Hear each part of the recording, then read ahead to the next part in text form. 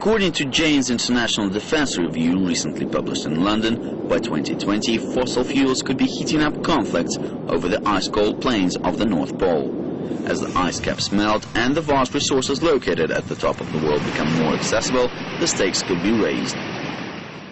Well, the worst case scenario will be some kind of conflict in the Arctic, in particular driven by the high price of oil and gas. If countries find themselves in need of these resources, they may be forced or compelled or feel compelled to act in a military fashion.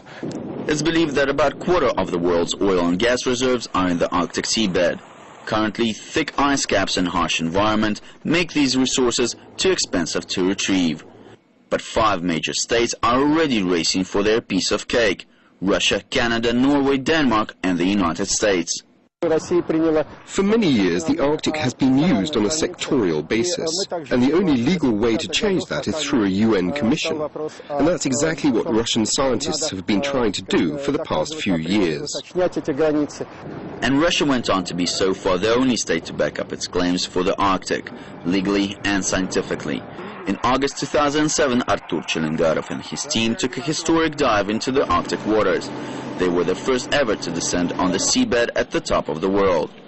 There, they planted a Russian titanium flag and took some samples of the soil to prove that it's a continuation of the Siberian continental shelf, thus verifying it as a Russian territory. But it still might take some efforts to push it through the United Nations. Despite